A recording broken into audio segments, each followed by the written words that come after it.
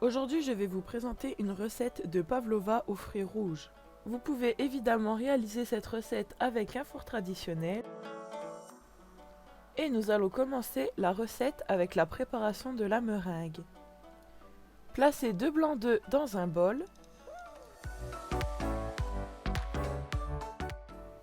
Puis montez vos blancs en neige de manière bien ferme.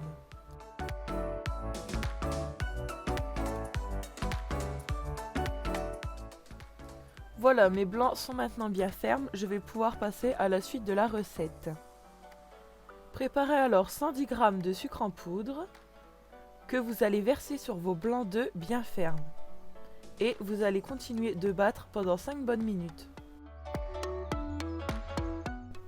5 minutes plus tard, nous pouvons voir que la texture a changé et nous allons pouvoir pocher la meringue. J'ai ici pris une douille étoile, vous pouvez évidemment prendre le motif que vous voulez. Et nous allons maintenant placer la meringue dans la poche à douille. J'ai poché une première pavlova et je vais vous montrer comment faire la deuxième. Il faut d'abord faire le fond de votre pavlova, puis il va falloir monter les bords de manière crescendo. C'est-à-dire faire vos bordures du bas plutôt larges et rétrécir celles du haut.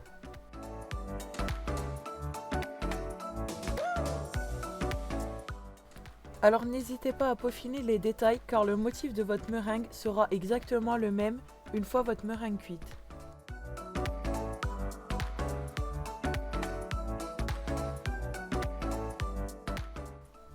Une fois vos pavlovas joliment formés, il va falloir placer le moule au Cake Factory.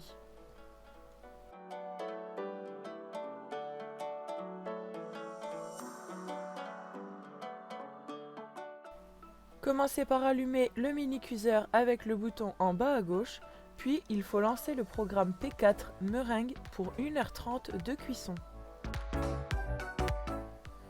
Il faut maintenant préparer la chantilly, je vous conseille de la préparer au dernier moment juste avant de servir vos pavlovas.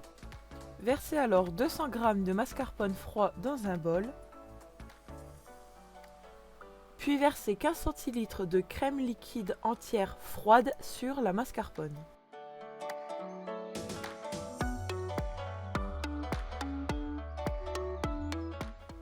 Puis battez vos deux ingrédients au fouet électrique. Une fois que le mélange devient mousseux, ajoutez alors 40 g de sucre glace sur votre mélange mascarpone et crème liquide. Laissez ensuite rebattre jusqu'à ce que votre mélange soit aérien. Une fois vos pavlovas cuites et votre chantilly préparée, nous pouvons passer à l'étape du montage. Voici une première meringue dans laquelle nous allons placer notre chantilly fraîchement préparé en plein cœur.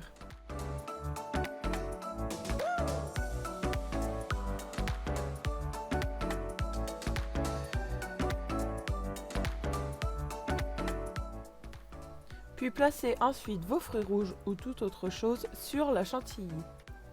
Par exemple, j'y ai placé des cerises aigres car avec le côté très sucré de la meringue et de la chantilly, le côté amer des cerises aigres compense.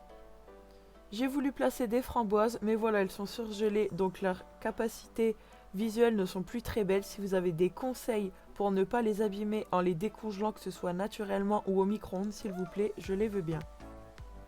Décorez ensuite vos pavlovas comme vous voulez en ajoutant des coulis de fruits rouges, du sucre glace ou toute autre chose.